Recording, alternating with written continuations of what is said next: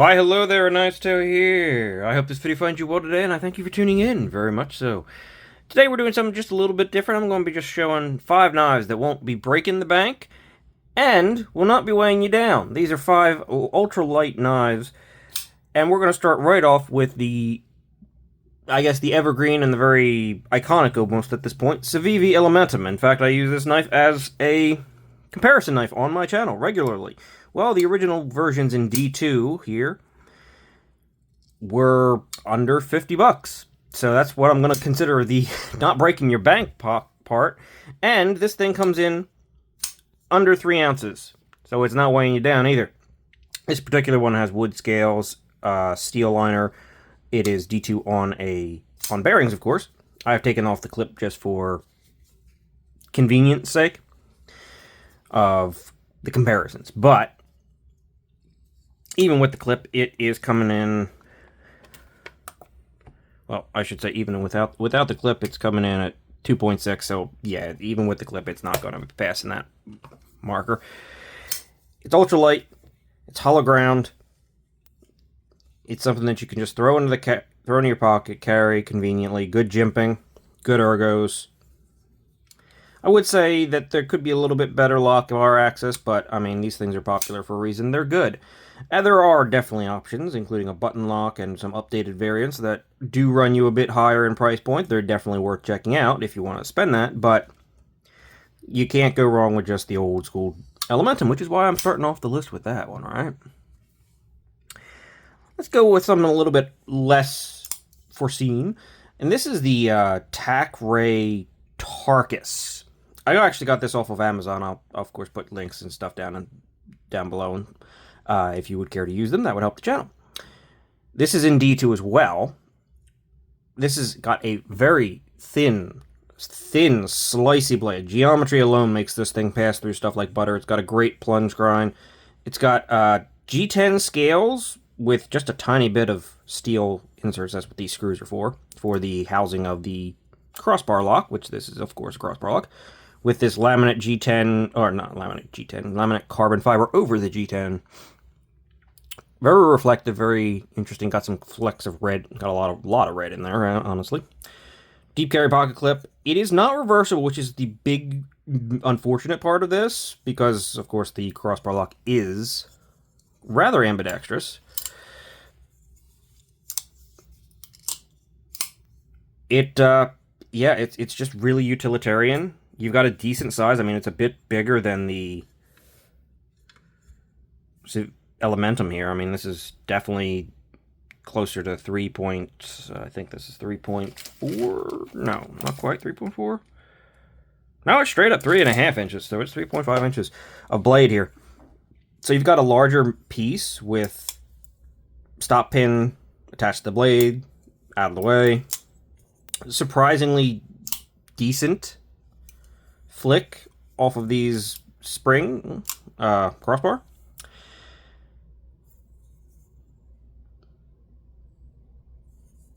Yeah, it's been surprisingly good, and it's very light. It feels lighter than the,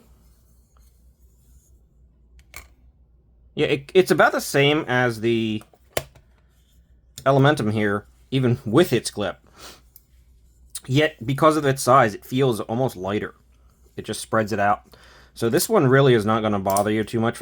It's also not going to bother your pocket too much, as this thing comes in well under $40, which is pretty darn good.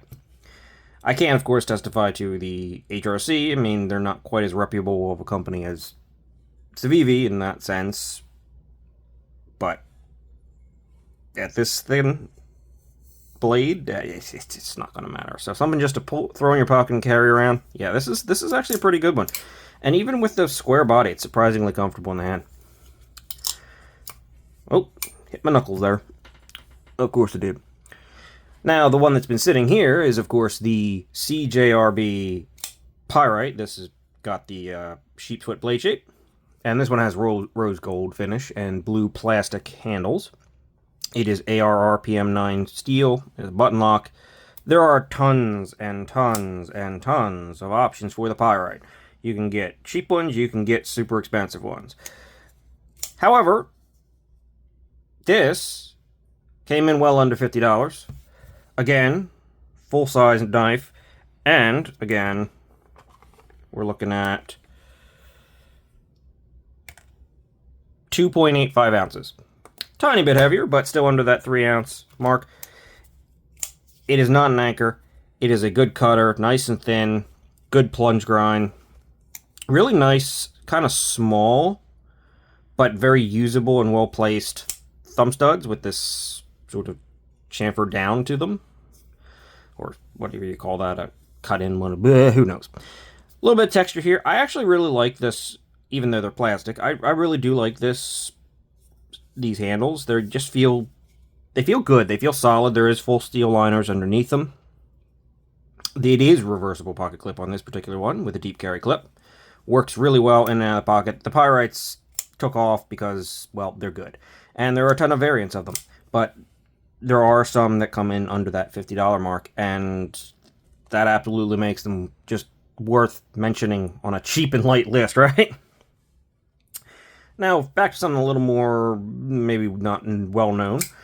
This is the Wrap Hacks Mimi that I recently did a review on. I'm working on I'm continuing to carry it for a summary and an update, but there's also the Kiki, which has a slightly different blade shape. It's mostly just a Warncliffe or drop point kind of whatever. I mean, as you can see, this is extremely minimal. Despite having pretty thick steel liners, it comes in under that 3-ounce weight limit. I believe that's a G10 backspacer, micarta handles, and it's also just really, really compact. It's just, it's a pill. It's a pill in the handle. You can use the nail neck. I don't know what the nail neck is there for, but they have it in case you want to two-hand open in this thing.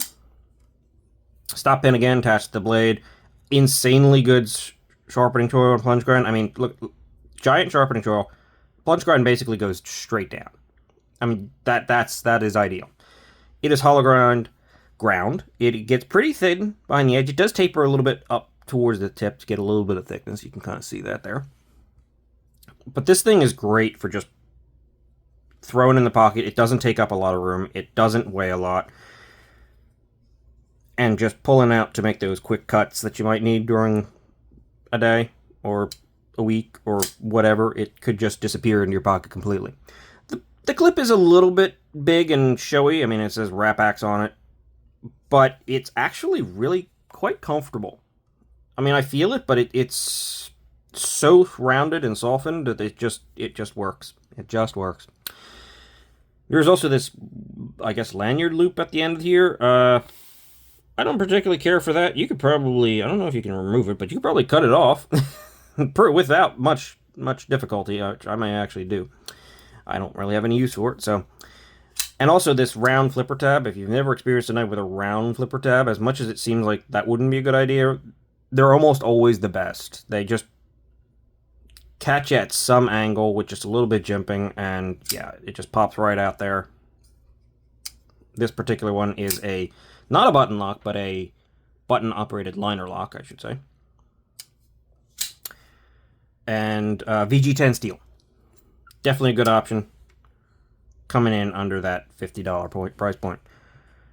I got this from White Mountain Knives, I believe. Yes. Always a good one to check out. And to finish off this little list of 5, the Kaiser Phoca. Much like, well, several other options on this list, there are tons of variants of this. You'll notice that among the bigger companies, tons of variants of different knives.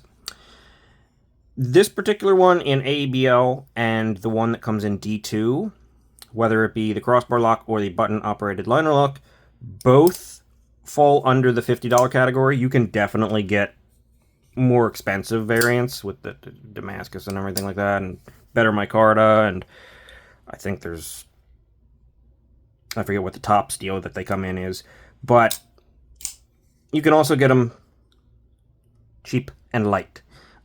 Under 50 bucks. In fact, the D2 one, I think, comes in around 30, 32, 34, something like that. Very light, relatively small, not as big as maybe the Pyrite or the Tarcus here, coming in at 3.5 inches, but closer to that 3-inch. I mean, I think this actually comes in just under 3-inch. So does this one. You've got a slightly more robust blade than some of these other ones on here that have very, very thin grinds. I wanted to throw something in that gave a little bit more thickness behind the edge. Not terrible, mind you, on these ones, but just a little bit more thick if you want something a little bit theoretically tougher. I don't know if you're going to need that, but when it comes to a pocket knife. But hey, I'm trying to throw options in there. Plunge grind is not as good on this one, though, of course, the stop pin is, as far as I can tell, only the...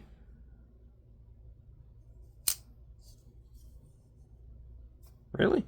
I forgot that the stop pin on this one is only the crossbar itself, which hits way up there, so no problem. As usual with Kaiser, for the crossbar locks, I don't know if you're going to be able to see it in there, but there is an adjustable little holes to adjust the strength of your crossbar lock. I just tend to make them as strong as possible. I think that is the most satisfying, but whatever. Once again, we find a very ambidextrous lock with not left-handed carry, which I'm seeing a very consistent pattern of, in fact, lately. Not ideal. Sorry, left-handed people. But there are definitely options out there for you. Maybe not quite as inexpensive ones, mind you. Or some that aren't quite as light. But a little looking, I'm sure you'll find something. Like the CGRB Pyrite here. That one does offer both sides for the clip. This one, the Phoca, nice little, surprisingly comfortable guy. It feels a little awkward to hold on to. You're not sure if you want to hold back here and get sort of like a grip that falls off, or up here and be in this sort of rounded edge thing. I feel safe here, but I feel a little bit weird. I kind of go in between most of the time and just grab it right here, and I feel the most secure. Slight contouring on the micarta scales. There's G10 options. In fact, the cheapest one is G10, I believe, and D2. Very comfortable clip, deep carry, and as usual with Kaiser's crossbar locks, pretty satisfying. Not the strongest crossbar lock I've ever felt from Kaiser, but, I mean, they're pretty easy to actuate. They're not sort of getting, well, unless you catch them on your own hand, they're not getting caught up on things. They carry out well, and they have enough retention to, like, I can get this one out, but I have to actually put a bit more effort. I can't just... No. So, yeah. Kaiser Phoca here.